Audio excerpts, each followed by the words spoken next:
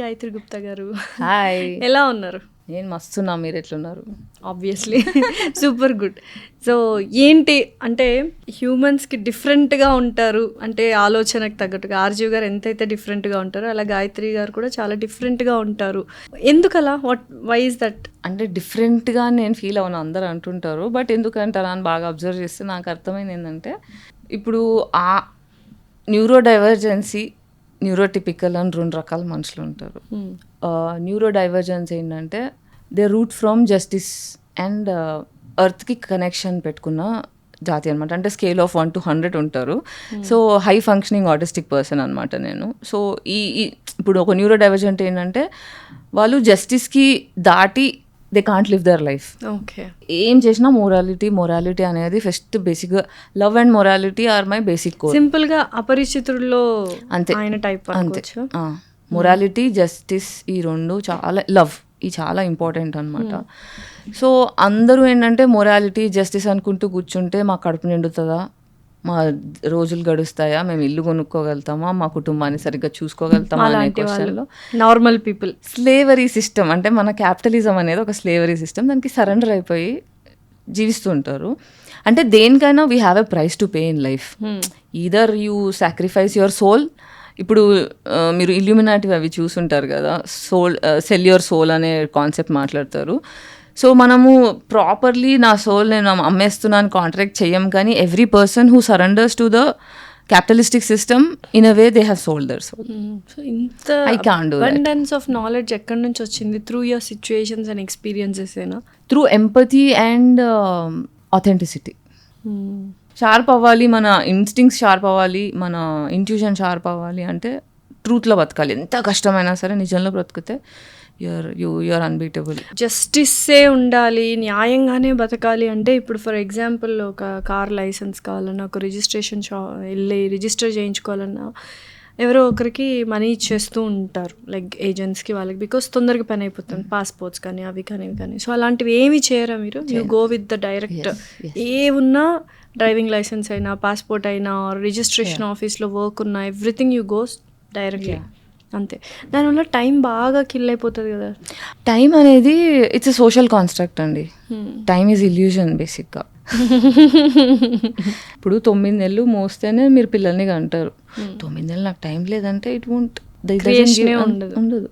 Sun పొద్దున వస్తారు, రాత్రి వెళ్ళిపోతారు, నాకు టైం లేదు, నువ్వు నాకు టైం ఇంకా కావాలి, వర్క్ చాలా ఉంది, నువ్వు అప్పుడే 18 hours కాగా, సారీ నీకు ఒక సైకిల్ కాగా నువ్వు వెళ్ళిపోతా, రాత్రికి వెళ్ళిపోతా అంటే అట్లా కుదరదు, నాకు సన్లైట్ కావాలంటే nature doesn't give a shit. తొందరలో ఉంది మనం. సో గాయత్రి గారు అంటే కొంతమంది చూసే పర్సెప్షన్ వేరుంటుంది.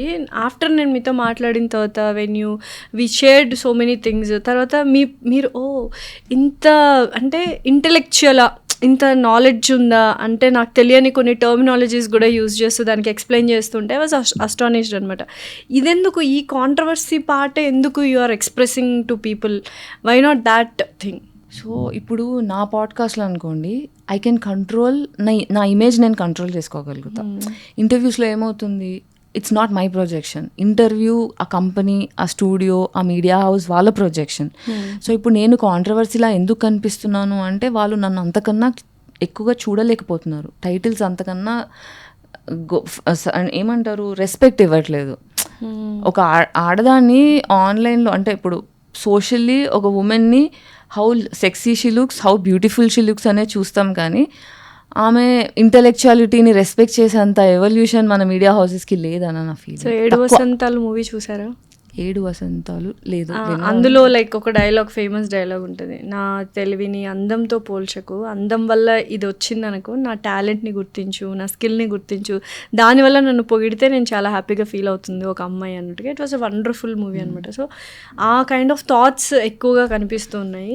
సో ఈ కాంట్రవర్సీలోకి ఎందుకు వెళ్ళాల్సి వచ్చింది అంటే, గాయత్రి గారు అసలు ఫిదాలో ఫస్ట్ టైం అందరికీ బాగా పరిచయమైన పర్సన్, ఫుల్ బ్రేక్ త్రూ ఇచ్చింది. సో నెక్స్ట్ ఆ తర్వాత అందులో వాళ్ళ అక్క క్యారెక్టర్, ఫిదా సినిమాలో సాయి పల్లవి గారు అక్క క్యారెక్టర్ చేసిన తను కూడా ఇప్పుడు మంచి మూవీస్ చేస్తున్నారు. మీరు ఎందుకని స్టాప్ అయిపోయారు అంటే, మీరు వాయిస్ రైజ్ చేయడం వల్ల స్టాప్ అయిపోయారని అనుకుంటున్నారా, లేదా జస్ట్ ఆపర్చునిటీస్ రాలేదు దానివల్ల స్టాప్ అయ్యారు? So why am I artist? నేను ఒక యాక్టర్. ఓకే, సో ఈ యాక్టర్ని కూడా నేను 2 విధాలుగా చూస్తా. డబ్బుల కోసం నేను యాక్టర్ అయ్యానా, నా సోల్ని నేను ఆర్టిస్ట్గా ఎక్స్ప్రెస్ చేయడానికి నేను ఆర్టిస్ట్ అయ్యానా? ఇప్పుడు ఒక 10 సినిమాలు ఉన్నాయి. ఓకే, ఫిదా తర్వాత నేనైనా శరణ్య మీ అక్క క్యారెక్టర్ చేసిన అమ్మాయి. ఎన్ని సినిమాలు గుర్తున్నాయి మీకు? ఫిదా కాకుండా శరణ్య ఎన్ని సినిమాలు పేర్లు చెప్పండి నాకు. వెబ్ సిరీస్ లేవో కొన్ని కానీ పేర్లు గుర్తుండవు, మీరు మర్చిపోతారు ఆ సినిమాలు. ఇక్కడ క్వాలిటీ వర్సెస్ క్వాంటిటీ. ఇప్పుడు నేను అవసరమే, నాకు డబ్బులు అవసరమే, we want projects. I'm so happy Sharanya is doing great and తను ఒక వండర్ఫుల్ సోల్ కూడా. అంటే బంగారం శరణ్య. కాకపోతే ఒక girl next door and very sweet heart. అయితే నేను ఎట్లా చూస్తా అంటే, ఈ సినిమా చేస్తే నా సోల్ ఎంత సాటిస్ఫై అవుతుంది. ఒక ఆర్టిస్ట్గా how much am I able to enjoy my existence in this. అంటే చేసే ప్రతి project it's an art form. Okay, film making, story telling is an art. But నేను ఒక సొసైటీకి పనికొచ్చే సోషల్లీ రెస్పాన్సిబుల్ ఉన్న సబ్జెక్ట్స్లో మిసోజినీ లేకుండా, నార్సిసిజం లేకుండా, మ్యానిపులేషన్ లేకుండా, సెక్సిజం లేకుండా, క్యాస్టిజం లేకుండా, ఇలాంటివన్నీ, అంటే ఇవన్నీ సోషల్ డ్యూటీస్. మనం ఇవన్నీ చెక్ చేసుకొని సొసైటీ మీద ఒక సినిమా అంటే, ఒక సినిమా చూస్తే మిలియన్స్ ఆఫ్ క్రౌడ్ చూస్తారు, ఎంతో మంది ఫాలో అవుతారు. ఇప్పుడు నా హీరో స్టైల్గా ఇలా హెయిర్ కట్ చేసుకున్నాడు కాబట్టి నేను కూడా ఈ hair cut, Allu Arjun hair cut రా, ఇది అబ్బాస్ హెయిర్ కట్ అవుతారు కాబట్టి జాగ్రత్తగా తీయాలి. బాధ్యత, విత్ పవర్ కమ్స్ రెస్పాన్సిబిలిటీ. ఆ రెస్పాన్సిబుల్ ఉన్న సబ్జెక్ట్స్లో బిలాంగ్ అవడం నాకు ఇష్టం. ఓకే, అలా నాకు కనిపించట్లేవు. ఇది చేసి ఏంటి, ఇలాంటి సినిమాలు చేసి వచ్చిన డబ్బుతో నేను తిని ఏం తృప్తిగా పడుకుంటాను. అండ్ ఆల్సో సినిమాలో వర్క్ గ్యాప్, పే గ్యాప్ ఉంది. ఇప్పుడు నాకున్న ఫేమ్, అబ్బాయికి ఉన్న ఫేమ్ సేమ్ ఉంది అనుకోండి, the pay that man gets is different from what I will get. అది ఆబ్వియస్లీ అన్ని చోట్ల ఉంది, అంటే ఎస్పెషలీ మన ఇండస్ట్రీలో. ఇప్పుడు నేను సెక్షువల్ ఎక్స్‌ప్లాయిటేషన్ ఎంటర్టైన్ చేస్తే తప్ప నేను I cannot make big money అని ఆ విషయం నాకు క్లియర్గా అర్థమైపోయింది. సో ఆరాటపడ్డం మానేసా. అంటే నాకు సినిమా ఇండస్ట్రీ కావాలా, లేకపోతే స్టోరీ టెల్లింగ్ ఆర్ట్ కావాలా, ఆ పాయింట్ ఆలోచించుకున్నాను నేను. బట్ ఇప్పుడు లైక్ నయనతార గారు కావచ్చు, సమంత గారు కావచ్చు, సాయి పల్లవి గారు కావచ్చు, దీపికా పడుకుని, వీళ్ళందరూ ఈక్వల్గానే దే ఆర్ లైక్ వాళ్ళ మార్కెట్ ప్రైస్ కూడా చాలా ఈక్వల్గా ఉంది కదా. సో అంత దాకా రావడానికి దే హ్యావ్ టు తక్కువ రెమ్యూనరేషన్ తీసుకుని ఉంటారు ముందు, అక్కడ దాకా రావడానికి వీ హ్యావ్ టు డూ కదా. సో నేను లాస్ట్ 20 years నుంచి తక్కువ రెమ్యూనరేషన్ తీసుకుంటున్నా. ఈ రోజు కూడా తక్కువ రెమ్యూనరేషన్ 20 years నుంచి ఉన్నారా ఇండస్ట్రీలో? ఓ, ఫిదా రాకముందు నుంచి యువర్ దేర్, 2006 నుంచి I have been here. Okay, so at least అంటే ఇప్పుడు మీరు ఇలా నేను ఏమన్నా అంటే తక్కువ రెమ్యూనరేషన్ తీసుకోవడం తప్పు అని నేను అనట్లేదు, ఒక పాయింట్ వరకు okay. But if I have to negotiate, when you have a equal caliber, why you are not paying more? See, I'm not ready to negotiate my morality. అదే చెప్తున్నాను నేను. ఇప్పుడు వీళ్ళందరు పేర్లు తీసుకున్నారు. ఇప్పుడు ఎవరి జీవితం అయినా సరే మీరు పర్సనల్గా వాళ్ళతో ట్రావెల్ అయ్యి కళ్ళతో చూస్తే తప్ప I cannot advocate for the choices. But industry అంత ఈజీగా ఎవరిని పవర్ ఇవ్వదు ఆడోళ్ళకి, స్పెషల్లీ ఆడోళ్ళకి. ఎందుకంటే ఈ కైండ్ ఆఫ్ ఫెమినిజం అని అనొచ్చా? అంటే అసలు ఫెమినిజంకి రియల్ మీనింగ్ ఏంటి? ఎందుకంటే చాలామంది మాట్లాడుతున్నారు ఫెమినిజం గురించి. Really want to know from your perception what is feminism? Feminism అనేది బేసిక్గా women voice needs to be heard అనే పాయింట్లో వచ్చింది. నా ఉనికికి గౌరవం కావాలి, నా కష్టానికి గౌరవం కావాలి, నేను చేస్తున్న నా ఎగ్జిస్టెన్స్కి గౌరవం కావాలి, దానికోసం ఫెమినిజం వచ్చింది. బట్ ఫెమినిజం అని మాట్లాడుతున్న ప్రతి ఆడవాళ్ళు ఫెమినిస్టులు కారు. ఎందుకంటే దేవుడి పేరు చెప్పుకొని నార్సిస్టులు వేరేలను ఎలా ఎక్స్‌ప్లాయిట్ చేస్తారో. సో బేసిక్గా ఏంటంటే ఇవన్నీ ప్లే కార్డ్స్. అంటే ఇప్పుడు నేను ఫెమినిస్ట్ అయినంత మాత్రాన హౌ మోరల్ ఆమె అనేది తెలియాలి. ఇప్పుడు నేను మోరల్ మనిషిని కాకుండా నేను నార్సిస్ట్ అయ్యి ఉండి నేను ఫెమినిస్ట్ అంటే నేను తెలిసిపోతుంది. ఇప్పుడు మంచి చెడు అందరిలో ఉంటారు, నేను ఎప్పుడు చెప్తుంటా. అందరు ఆడవాళ్ళు మంచోళ్ళ, అందరు మగవాళ్ళు చెడ్డోళ్ళు అంటే అలా కాదు. మంచోళ్ళు చెడ్డోళ్ళు అన్నిట్లో ఉన్నారు. బట్ ఎక్కడో అంటే మీరు ఏవైతే క్వాలిటీస్ చెప్తున్నారో సాయి పల్లవి గారు తూచా తప్పకుండా పాటిస్తున్నారని అనిపిస్తుంది నాకు ఒక్కొక్కసారి. ఎందుకంటే లైక్ తను లైక్ చాలా జాగ్రత్తగా ఉంటుంది స్క్రిప్ట్ ఎంచుకోవడంలోనూ, the way she is presenting herself. So మీరు తనని యాక్సెప్ట్ చేస్తారో ఇలా ఉండాలి హీరోయిన్స్ అందరూ అని? అంటే ఇలా ఉండాలి అనే మాట నేను ఎప్పుడూ అనను. Good that what ever she's doing good for her, but that's a privilege. నా చాయిసెస్, నా లిమిట్లు నేను దాటకుండా, నా బౌండరీస్ దాటకుండా, నా మొరాలిటీ దాటకుండా నేను సక్సెస్ఫుల్ అవుతాను అనేది luck and privilege. And she's very lucky in that and very hard work. She's lucky. Yeah because you never know the struggles behind. So మాట్లాడుతూ ఉంటారా, కాంటాక్ట్ లో ఉన్నారా? అసలు లేరు. ముందు ఉండే వాళ్ళ జస్ట్ ఆ సినిమా వరకు like you never developed any friendship sets లో కూడా? ఒక శరణ్య, మనీషా ఇద్దరితో ఫ్రెండ్షిప్ డెవలప్ అయింది. ఇంకా శేఖర్ సార్తో ఫ్రెండ్షిప్ డెవలప్ అయింది. అనీష్, ఇంకా రైటింగ్ టీమ్, డైరెక్షన్ టీమ్. నా మోస్ట్లీ ఒకటి అబ్జర్వ్ చేశానంటే నాకు యాక్టర్స్ కంటే టెక్నీషియన్స్ ఎక్కువ ఫ్రెండ్స్ అవుతారు. Because you are director also, right? It's not I am, but అది పాయింట్ అదే ఆలోచిస్తాను నేను, యాక్టర్స్తో ఎందుకు ఫ్రెండ్షిప్ చేయలేకపోతున్నాను నేను అని. మేబీ వేవ్ లెంత్ సెట్ అవ్వదేమో. అంతే, ఇట్స్ మ్యాటర్ ఆఫ్ చాయిసెస్. అంతేనా? కోర్ సోల్ వైబ్ ఎక్కడవుతుందో అక్కడే పోతాను. డెఫినెట్లీ. అంటే చాలామంది అంటే సైకియాట్రిస్టులు, డాక్టర్స్ వీళ్ళందరూ చైల్డ్హుడ్ ట్రామా అనేది చాలా ఇంపాక్ట్ చేస్తుంది మనిషి జీవితాన్ని మార్చడానికి. అదొక వెరీ ఇంపార్టెంట్ చాయిసెస్ అన్నీ. So whatever you are thinking now, whatever you are now, it's all because of childhood trauma. దానివల్ల వచ్చిన ఈ కోపం కానీ, ఈ కైండ్ ఆఫ్ థాట్స్ కానీ అనుకోవచ్చా? ఆహా, అలా అంటే నేను ఇంకా చాలా వైల్డ్గా ఉండేదాన్ని. If I was rooting from trauma all the time, నన్ను తట్టుకోవడం కష్టం. నేను చాలా చాలా చాలా రేషనల్గా ఆలోచిస్తా బేసిక్గా. ఇప్పుడు ట్రామా రెస్పాన్సెస్ నా ఐడెంటిటీ అయిందనుకోండి, you would have seen hate from me, the kind of exploitation I went through, తగిలిన దెబ్బలు కానీ, ఆ జరిగిన ఎక్స్ప్లాయిటేషన్ కానీ, ఇవి నార్మల్ పర్సన్కి జరిగితే హేట్ చూపిస్తారు. నువ్వు నన్ను హేట్ చేసావు కాబట్టి నేను నిన్ను హేట్ చేస్తా అని, లేదా అట్లీస్ట్ రివెంజ్ అయినా, అట్లీస్ట్ నా జస్టిస్ కోసం నేను కరెక్ట్గా మాట్లాడున్నా, either I would have got killed by now. నేనేంటంటే నన్ను ఒకరు హర్ట్ చేశారు అనుకోండి, అంటే మిమ్మల్ని చంపేంతలాంటి నిజాలు మీరు దాచిపెట్టుకున్నారా regarding industry people? Industry, society. అమ్మాయికి ఫ్యామిలీస్ లేదు, సపోర్ట్ సిస్టమ్ లేదు అంటేనే యూ వల్నరబుల్. చిన్నప్పుడు అంటారు చూడండి, కుటుంబం లేని ఆడది కుక్కలు చంపిన విస్తరాకు జీవితం అని. అది నేను లైఫ్గా ఎక్స్పీరియన్స్ చేశారు. ఏంట ఆ కైండ్ ఆఫ్ సిచ్యువేషన్స్ ఎందుకు వచ్చాయి?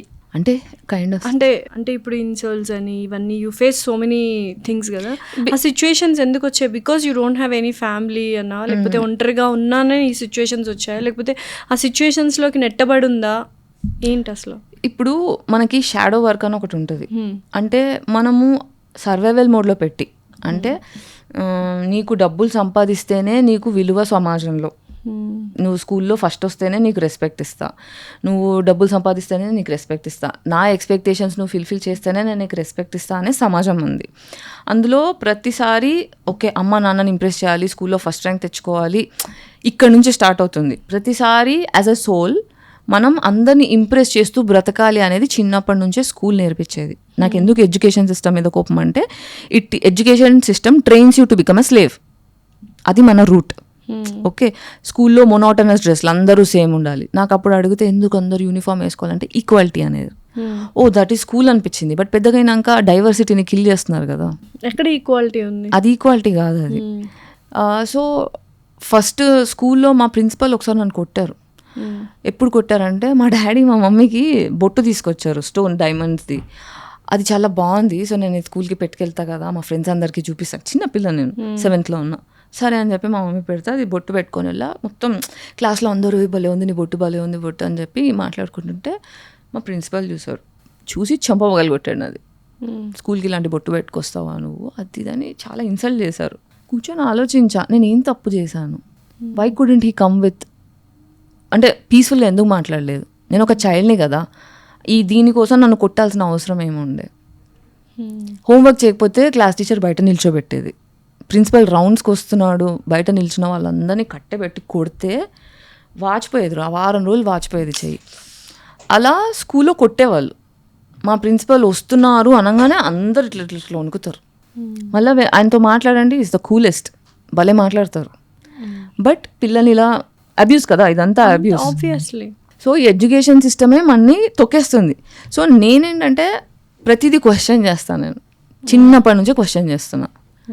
ఇంట్లో ఇప్పుడు నువ్వు ఇలా చేయాలి అలా చేయాలంటే ఇది కరెక్ట్ కాదు కదా, అంటే నువ్వు మాట్లాడొద్దు, నువ్వు ఎదురు జవాబు చెప్పొద్దు. సో నేనేంటంటే నా క్వశ్చన్స్ మీరు దాచిపెడుతున్న మీ షాడోస్ని నేను మిర్రర్ చేసి చూపిస్తాను అనమాట.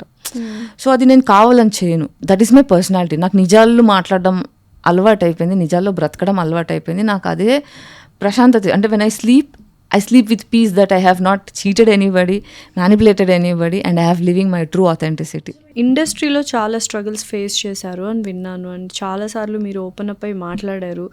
నిజంగానే అండ్ కొంతమంది అమ్మాయిలు వచ్చి మాకు అలాంటివి ఏం జరగలేదు, మేము అందరం వర్క్ చేసుకుంటున్నాం కదా అని చెప్తూ ఉంటారు. ఏది నమ్మాలి? మీరు నిజాలు చెప్తారు కాబట్టి మీది నమ్మాలా, వాళ్ళ అబద్ధాలు అనుకోవాలా? అది ఇప్పుడు 100 చెప్తారు, ఏది అర్థం చేసుకోవాలి ఏది నమ్మాలి అనేది మన మీద ఉంటుంది, ఎవరి ఎక్స్పీరియన్సెస్ వాళ్ళవి. But most of the time ఇప్పుడు నాకు కూడా అంటే ఇవన్నీ వింటుంటే నేను ఏమన్నా ఎర్రిపుష్పన్నా, ఇవన్నీ చూస్తూ అనుభవిస్తూ అబద్ధాలు వింటుంటే సరేలే ఎవరికి వాడు. ఇప్పుడు సొసైటీలో నేను అంటే వాళ్ళకి నెక్స్ట్ ఆపర్చునిటీ రావడానికి అది కప్పిపుచ్చేసి ఆపర్చునిటీస్ కావాలి. రెండోది నేను ఇలాంటి పని చేశాననే పని షేమ్ఫుల్గా ఫీల్ అవుతున్నారు కాబట్టి దాని గురించి మాట్లాడడం ఇష్టం లేదు. ఇప్పుడు దొంగతనం చేశాడు ఒకడు, వాడు ఆకలితో చేశాడు. ఫర్ ఎగ్జాంపుల్ ఆకలి ఉంది వాడికి, ఆకలితో దొంగతనం చేశాడు. నువ్వు దొంగ అంటే వాడు ఒప్పుకోడు, వాడు చేసింది తప్పు, కానీ వాడు అవసరం వాడికి చేయించింది, వాడు దొంగ అని వాడు ఒప్పుకోడు, అంతే. బట్ ఇక్కడ మీరు ఇంత నిక్కచ్చిగా ఉన్నా కూడా క్యారెక్టర్ అసాసినేషన్ చేసే వాళ్ళు చేస్తూనే ఉంటారు కమెంట్స్ రూపంలో. ఇది ఈ జడ్జిమెంట్స్ని ఎలా తీసుకుంటున్నారు? బికాజ్ ఒక కైండ్ ఆఫ్ కోపం వచ్చేస్తుంటుంది అని, నేను ఏ తప్పు చేయకుండా నన్ను ఇన్ని మాటలు అంటున్నారు అన్న కోపం కానీ ఆక్రోషం కానీ, అది ఎలా యూ విల్ బీ కూల్ అవుతూ ఉంటారు వాటిని? మనము ఎప్పుడు కోపం వస్తుంది అంటే మనకి సెల్ఫ్ అవేర్నెస్ లేనప్పుడు. అంటే వాడు నిన్నేమన్నాడో అది నిజమా కాదు కదా, అంటే వాడి పర్సెప్షన్ని నువ్వు ఓన్ చేసుకుంటున్నావు. నీకు కోపం వస్తుందంటే నీ గురించి నీకు తెలీదా, ఏంటో నీకు తెలుసు కదా. వాడేవాడు నిన్ను జడ్జ్ చేయడానికి? వాడు చేస్తున్నాడు అంటే వాడు నిన్ను అలా చూడాలనుకుంటున్నాడు, అది నువ్వు ఓన్ చేసుకోవాలనుకుంటున్నావా? మీకు ఒక సామెత చెప్తా, మీకు ఒక చిన్న స్టోరీ చెప్తా. ఇది మా స్కూల్లో మా టీచర్ చెప్పారు. That changed my game. Like school నుంచి నేను ఎందుకు ఇలా అయిపోయాను అనేది ఇది స్టోరీ చేంజ్డ్ మై లైఫ్. చెప్పండి. పాతకాలంలో బ్రాహ్మణులు స్పిరిచువాలిటీ మీద ఫోకస్ చేయడానికి sect of Brahman group they use to sit and అంటే మనం స్పిరిచువాలిటీ యాక్సెస్ చేయాలి అంటే వర్క్ క్యాపిటలిజంలో ఇన్వాల్వ్ కాలేం కాబట్టి భిక్షాటన చేసుకొని ఫుడ్ తినేవాళ్ళు. సో ఎవరైతే దేవుడి ధ్యానంలో ఉంటారో వాళ్ళకి సొసైటీ ఫుడ్ పెట్టాలన్నమాట. సో ఇంటికి వెళ్ళి భవతి భిక్షాన్ దేహి అని అడుక్కొని వాళ్ళు తెచ్చుకున్న ఫుడ్. సో ఇది బేసిక్ ఏంటంటే గ్రాటిట్యూడ్ మీద నడుస్తుంది స్పిరిచువాలిటీ అనేది. So I have to like humility కావాలి, గ్రాటిట్యూడ్ కావాలి. ఈ రెండింటి మీద ఉన్నప్పుడే మనకి స్పిరిచువాలిటీ తగులుతుంది లైఫ్లో. సో ఎప్పుడైతే బ్రాహ్మణుడు ఒక ఇంటికి వెళ్ళి ఒక ఆవిడని అడుగుతాడు అనమాట, భవతి భిక్షాన్ దేహి అని అనగానే, ఇంత తాటి చెట్టులా పెరిగావు, నీకు పని చేసుకొని తెచ్చుకో, డబ్బులు తిండి తెచ్చుకో, వెళ్ళి ఇక్కడ నుంచి అని నోటికి వచ్చినట్టు చాలా దూషిస్తుంది. దూషిస్తే ఆయన సర్లే అని నవ్వుకుంటూ వెళ్ళిపోతుంటాడు. పక్కన ఒక అతను చూసి, ఏంటండి మీరు నన్ను మాట్లాడుతుంటే మీకు కోపం రావట్లేదా, మీరు అలా ఎలా వదిలేస్తారు, మీరు బ్రాహ్మణుడు, మీరు చేసే పనికి ఆమె రెస్పెక్ట్ ఇవ్వాలి, ఆమెకి ఎందుకు అర్థం కావట్లేదు, ఇది దైవ కార్యం చేస్తున్నారు మీరు, ఆ మాత్రం రెస్పెక్ట్ ఇవ్వద్దా అంటే, చూడు బ్రో, నేను మీకు ఒక 2 ఆవులు అమ్మాను, మీరు కొనుక్కోలేదు, ఎవరు అవుతాయి ఆవులు? అనేవి అవుతాయి. ఆమె నన్ను దూషించింది, అవి నేను స్వీకరించలేదు, ఎవరు అయ్యాయి? అది ఆమె కర్మ, నాది కాదు. ఆమెకే వెళ్తే కర్మ అంతా ఇట్ విల్. సో ఈ మన ఉద్దేశం ప్యూర్ ఉన్నప్పుడు, మన ఇంటెన్షన్స్ అనేవి క్లియర్ ఉన్నప్పుడు, ఒక మనిషి మనని దూషించినప్పుడు అది వాళ్ళ చెడు కర్మ అవుతుంది. అది నేను ఓన్ చేసుకుంటే నేను డిప్రెషన్లోకి వెళ్తా, రిసెంట్మెంట్లోకి వెళ్తా, కార్టిజాల్ పెరుగుతుంది, ఆరోగ్యం ఖరాబ్ అవుతుంది. అది ఎంతవరకు అవసరం మనకి? సో ఇండస్ట్రీకి రావడానికి కారణాలు ఏమిటి అసలు? ఇండస్ట్రీలో అనుకున్నారా ఎప్పుడైనా చిన్నప్పుడు యాక్ట్రెస్ అవ్వాలి అని థాట్తోనే వచ్చారా, లేకపోతే it just happened by accident? Actress అవ్వాలని ఎప్పుడు అనుకోలేదు. I wanted to be a singer first. ఏదో ఒకటి చేసి అమెరికాకి వెళ్ళిపోయి ఎన్రిక్ ఇగ్లేసియస్తో పాట చేద్దాం అలా కోరుకుండే. ఎవరికి? Enrique Iglesias. Yeah, huge crush, childhood crush. Obviously అందరికీ ఉంటుంది. అప్పుడు ఏమైందంటే పాటలు చేద్దాము అని యూఎస్ ట్రయల్స్లో మా పేరెంట్స్ నన్ను పాస్పోర్ట్ చింపేసేవాళ్ళు, చేసుకొని లేదు. ఎందుకు? యూఎస్ వెళ్ళలేదు, ఏం లేదు, ఇండియాలోనే ఉండాలి అంటే, సరే ఓకే ఫైన్ అని, ఏం చేయగలుగుతా చూద్దామని అలా. అండ్ స్కూల్లో ఉన్నప్పటి నుంచి నాకు విక్స్ యాక్షన్ 500 అని పేరు పెట్టారనమాట మా school friends. Vicks Action 500 Gayatri గారి పేరు ఏంటది కొత్తగా? స్కూల్లో ఒకసారి మా సార్ నన్ను ఫుల్ తిట్టాడు. క్లాస్లో జాంపండు తింటున్నా దొరికాను. సార్ పాపం ఏ కోపంలో ఉన్నాడో నా మీద కోపం చూపించేసరికి ఐ వాజ్ అంటే the kind of insult sir did, I'm suppose to cry, but నాకు ఏడుపు రావట్లేదు, ఎందుకంటే I don't deserve that. And he's showing his anger.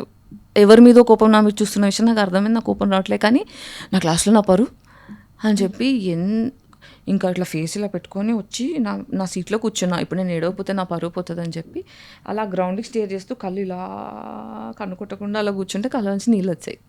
నీళ్ళు రంగు అనుకుంటూ ఓవర్ యాక్షన్ చేసిన. ఇవన్నీ మా క్లాస్ బాయ్స్ చూస్తున్నాను. నేను అమ్మా గాయత్రి నువ్వు యాక్టింగ్ చేసినట్టు అనుకుంటూ నవ్వుకుంటూ ఇట్లా పెట్టుకొని ఓవర్ యాక్షన్ చేస్తున్నా. మా సార్ వచ్చి సారీ చెప్పాడు, నేను ఏదో కోపంలో ఉన్న తిట్టానంటే ఇట్స్ ఓకే సార్ అనుకుంటూ వచ్చి నవ్వుకునేసరికి ఇంకా మా క్లాస్ బాయ్స్ నాకు విక్స్ యాక్షన్ 500 అని పేరు. యాక్షన్ క్వీన్ అనమాట. సో ఇండస్ట్రీకి ఎలా వచ్చారు? అది ఎలా జరిగింది? ఫస్ట్ సాక్షిలో యాంకర్గా స్టార్ట్ చేసా. అంతకుముందు చాలా ఆడిషన్స్ ఇచ్చాను. చాలా మంది యాంకర్ టు యాక్ట్రెస్ అయిపోయారు కదా. ఈవెన్ టెస్టింగ్ ఫేజ్ కదా. ఫీమేల్స్ మేల్స్ అందరూ ఇక్కడ తమిళ వాళ్ళు ఇక్కడ ఎవ్రీవన్. అంటే యాంకర్ నుంచి యాక్టర్గా ఎవరు అవుతారు అంటే మనకి ఫైనాన్షియల్ సోషల్ సర్కిల్ ప్రివిలేజెస్ లేనప్పుడు వాంట్స్ టు మోస్ట్లీ అలా అవుతుంది. ఇప్పుడు నాకు ఫైనాన్షియల్ ప్రివిలేజ్ ఉండే మా ఫాదర్ ఏం టెన్షన్ పడకు తీసుకో ₹1 అన్నాడు అనుకోండి, నేను సినిమా ఫస్టే తీసేసుకుంటుండే. మనం 0 నుంచి స్టార్ట్ కావాలి కాబట్టి ఫస్ట్ సొసైటీని చదవడం రావాలి. సేఫెస్ట్ వేస్ జర్నలిజం. సో మొరాలిటీ క్వశ్చన్ చేసే స్కిల్ కూడా నాకు అక్కడి నుంచే వచ్చింది. ఓకే. సో ఎలా ఉన్నింది? ఏ ఛానల్లో వర్క్ చేశారు? First visa TV. ఇప్పుడు ఆ టీవీ అది ఛానల్ కూడా లేదు, బట్ అందరికీ తెలుసు విసా టీవీ. సో విసా టీవీలో ఏంటి ఆడిషన్ ఇచ్చాను, సరే రా అన్నారు. వెళ్ళిన ఫస్ట్ డే మైక్ ఇచ్చేసి స్కూల్లో షో అన్నారు. I'm not trained, I'm not ready, but okay challenge accepted, I'm all over adventure. పోయినా స్కూల్లో పిల్లలతో అంతా ఇంటర్వ్యూలు చేస్తున్నా. అదంతా అయినాక ఒక ఆవిడ వచ్చింది, వచ్చి నేను మీ షోలు అన్నీ చూస్తాను, మీ జెమినీ టీవీలో మీ షోస్ అన్నీ చూస్తాను, నేను మీకు పెద్ద ఫ్యాన్ అంది. ఫస్ట్ షోకి లాల్ అసలు ఏంటిది అంటే ఫ్యాన్ అని చెప్పి వచ్చేవాళ్ళు మిమ్మల్ని ఎంత గుర్తుపడతారు? Just because you're beautiful, just because you're talking, why people want you అంటే అన్ని పర్సెప్షన్స్ అర్థం అవుతుంటాయి. చెప్పారా నాకు ఇదే ఫస్ట్ షో అని? చెప్పలే. షీ ఫీల్స్ బ్యాడ్ అని. ఓకే. అప్పుడు అబద్ధం చెప్పినట్టేగా, మీరు అబద్ధం చెప్పనన్నారుగా. అంటే నేను అబద్ధం చెప్పనని అనట్లేదు, ఐ డోంట్ కేర్. లైక్ ఇప్పుడు అది చాలా ఇంపార్టెంట్ నాకు, ఆమెకు ప్రూవ్ చేసుకోవాల్సిన అవసరం నాకు లేదు కదా. ఓకే. అండ్ తనకి ఇది జీవితం మార్చేస్తుంది ఈ అబద్ధంతో, అలా ఏం లేదు కాబట్టి ఇట్స్ లైక్ ఐ మీన్ నేను అబద్ధాలు ఆడతాను కానీ white lies, I do white lies to save my peace. ఇప్పుడు స్టూపిడ్ పర్సన్ ఉన్నాడు అనుకోండి నా ముందర, 2 into 2 5 అని వాదిస్తుంటే ఎస్ యూర్ రైట్ అంటాను. రైట్, అంతే. That's it. ఓకే. అయితే ఇండస్ట్రీలోకి అదే యాంకర్గా వచ్చారు. నెక్స్ట్ ఛాన్స్ ఎలా వచ్చింది? ఫిదాలో ఆడిషన్స్ ఇవ్వడం స్టార్ట్ చేసా. బట్ ఫిదాలో ఛాన్స్ ఎలా వచ్చిందంటే Anish Kuruvilla made documentary called confessions of a film maker. That really caught my I. నేను యూట్యూబ్లో ట్రైలర్ చూసిన, హే ఇదేదో నాలాగా ఆలోచించే మనిషి ఉన్నారే అని చెప్పి యూట్యూబ్లో ఫుల్ వీడియో చూద్దామంటే దొరకట్లే.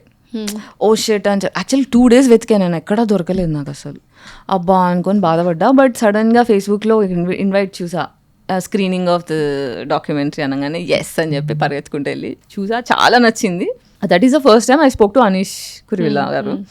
వెళ్ళి oh this is an amazing one, నేను I've been waiting last 2 years నుంచి వెయిట్ చేస్తున్నా చూద్దామని. Thank you so much for ఇట్లాంటి ప్రాజెక్ట్ ఒకటి చేయడానికి థ్యాంక్స్. ఎందుకంటే I'm the only one who is thinking like this అన్న ఫీలింగ్లో ఉన్న. నాకు సొసైటీ అలాగే రిఫ్లెక్షన్ ఇస్తుంది. నీకే ఎందుకు ఇలా అవుతుంది, నీతోనే ఎందుకు ఇలా అవుతావు, నువ్వెందుకు ఇలా మాట్లాడుతావు, వేరే వాళ్ళకి ఎవరికి కష్టాలు లేవు, నీ ఒక్కదానికి రేపు అటాక్లు అవుతున్నా, ఈ వంకర మాటలు విని విని అలసిపోయి నన్ను నేను క్వశ్చన్ చేసుకునే సిచ్యువేషన్లో ఉన్నా నేను. అప్పుడు నాకే అవుతుందా, నాదే తప్ప, నేనే తప్పు కదా, అలాంటి ఫీలింగ్లో ఉన్నా నేను.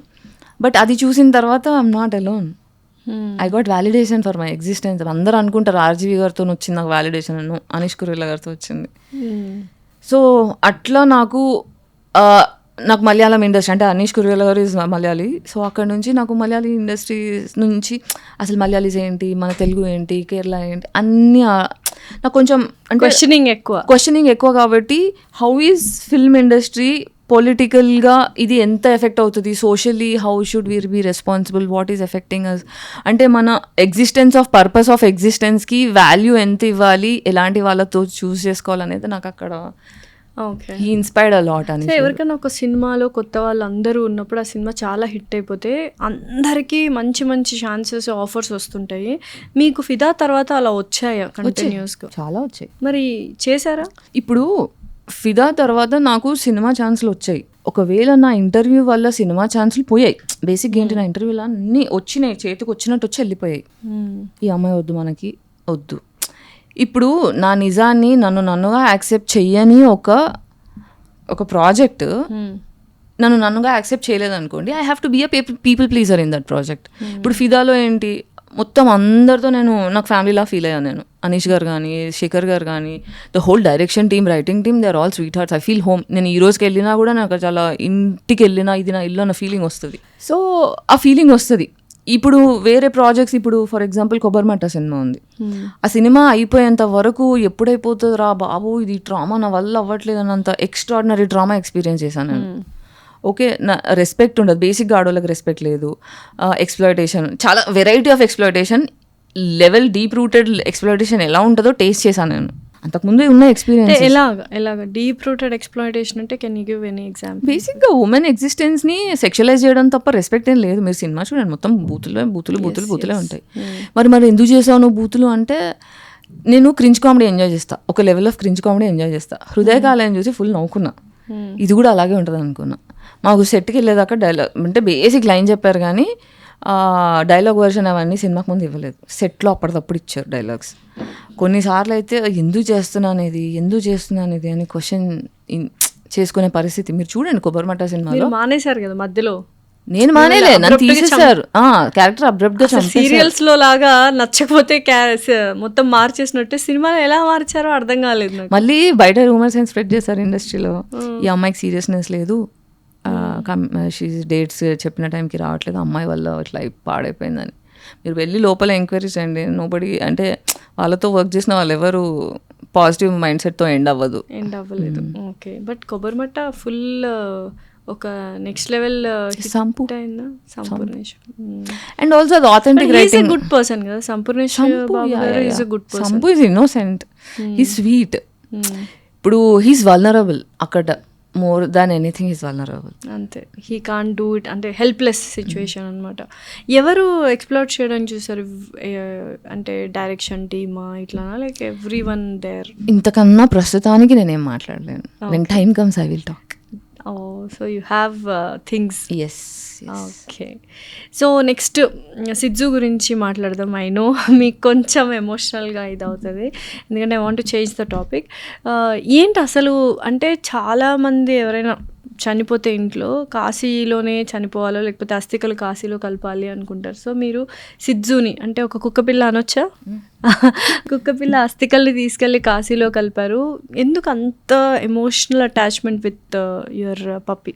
అంటే లైఫ్లో ఇప్పుడు 40 వచ్చి నేను సింగిల్గా అలోన్గా బ్రతుకుతున్నా. ఓకే, ఇంత జీవితంలో నేను వీళ్ళ దగ్గర సేఫ్గా ఉండగలుగుతా అనే ప్రామిస్ మాటలతో కాకుండా చేతల్లో చూసింది నేను నా సిద్ధు దగ్గర. వాడు నా ఎగ్జిస్టెన్స్ని రెస్పెక్ట్ చేశాడు, వాడు కన్సెంట్ రెస్పెక్ట్ చేశాడు, బౌండరీస్ రెస్పెక్ట్ చేశాడు. ఇప్పుడు మా ఇంటికి ఎవరన్నా కుక్కలు అంటే భయం ఉన్న వాళ్ళ ఇంటికి వస్తే వాళ్ళు బయటికి వెళ్ళేటప్పుడు సిద్ధుని పట్టుకొని పిసికేసి thank you, I love you చెప్పి వెళ్తారు. దట్ అంటే వాడు is in a dog form. వాడు షేప్ చూడటానికి కుక్కలా కనిపిస్తాడు, కానీ వాడు మనుషుల కంటే చాలా తెలివైనాడు. వాడు ఉన్నాడు కాబట్టి నేను అమ్మతనం ఎక్స్పీరియన్స్ చేసా, ఒక మేల్ సేఫ్టీనెస్ ఎక్స్పీరియన్స్ చేసా, నాకు ఒకరు ఉన్నారు అన్న ఫీలింగ్, నేను లోన్లీ లేను అన్న feeling. Sorry, I know it's hurtful, I miss it. ఏమైంది like all of a sudden? అంటే లాస్ట్ 1 year కింద వాడికి అంటే ఐమ్ ట్రై అర్థం చేసుకోవడానికి ట్రై చేసా. అంటే 1 weekలో క్యాన్సర్ అని చెప్పాడు డాక్టర్, 1 weekలో క్యాన్సర్ అని చెప్పిన 15 daysలో చనిపోయాడు. ఇంత తొందరగా క్యాన్సర్ ఎలా వచ్చింది నాకు అర్థం కాలేదు. But what I realized is 1 year ago వాడికి టిక్ ఫీవర్ వచ్చినుండే. Tick fever became so big deal అయిపోయింది. దాని తర్వాత ఆ టిక్ ఫీవర్ రికవరీ 1 month పట్టింది. ఎవ్రీడే ఇంజెక్షన్స్, సెలైన్స్, చాలా ట్రామటైజ్ అయిపోయాడు. ఇద్దరం ట్రామటైజ్ అయిపోయాడు. సో దాని ఓవర్ మెడికేషన్ వల్ల అయిందని నా ఫీలింగ్. ఓకే, సో ఇప్పుడు ఎలా ఉంది వితౌట్ హిమ్ లైఫ్ ఎలా ఉంది? అంటే it's like feeling lonely. Move on definitely. అంటే నా లైఫ్లో నేను ఒకరిని ప్రేమించిన మనిషి చావుతో దూరం అవడం ఇది first time. He's my son, he's my father, he's my mentor, he's my spiritual Guru. So ఇప్పుడు సిద్ధుని చూశారు, లవ్ ఎలా ఉంటుంది, ఒక కంపానియన్ ఉంటే ఎంత బాగుంటుంది, అలాగా ఒక మనిషి రూపంలో ఒక పర్సన్ కావాలి. Because you told it's like 40+. ఒక కంపానియన్షిప్ కావాలి అన్న థాట్ ప్రాసెస్ ఎప్పుడు రాలేదా ఆఫ్టర్ సిద్ధు? లేదు, సిద్ధు వెళ్ళిపోయిన తర్వాత నాకు యాక్చువల్గా సిద్ధు లాంటి మనిషి వస్తే ఓకే, అంటే హీ డజంట్ బాదర్ మీ. అవసరాలకి తప్ప, అంటే ఇప్పుడు బయట వాడికి షిట్ వచ్చింది అనుకో, వాకింగ్ తీసుకెళ్ళని ఫోర్స్ చేస్తాడు. ఆకలి అయితే కూడా జస్ట్ ఇలా చూస్తాడు, చెదురుని కూర్చొని, నేనున్నా, కనిపిస్తున్నానా, నీ మూడు ఉంటే పెట్టు, లేకపోతే లేదు, బట్ నాకు ఆకలి అవుతుందని చెప్తాడు. కానీ నన్ను అరవడు, మొరగడు, ఏం చేయడు. ఓన్లీ ఈవినింగ్ వాక్కి, మార్నింగ్ వాక్కి సతాయిస్తాడు, which is good for me also. So నన్ను ఎలివేట్ చేయగలిగే ఎనర్జీ ఉండి, నన్ను పరిగెత్తించగలిగి డిసిప్లిన్లోకి తోసే వాళ్ళు ఉంటే ఐమ్ ఫైన్. లేదు అంటే I have made solitude is so powerful అండి. వన్స్ మీకు సాలిట్యూడ్ ఆ టేస్ట్ చూసారనుకోండి, ఇంకా రిలేషన్షిప్ జోక్లాగా అనిపిస్తాయి. Relationship is luxury. కానీ ఒక మనిషి ఉండాలి లైఫ్ లాంగ్. పిల్లలు మనతో ఉండరు, తల్లిదండ్రులు మనతో ఉండరు, సో ఒక పార్ట్నరే మనతో లైఫ్ లాంగ్ ఉంటారు. ప్రతి మనిషికి ఒక మనిషి తోడు అని అంటూ ఉంటారు కదా, అదే గ్యారంటీ ఉందా అంటున్నా.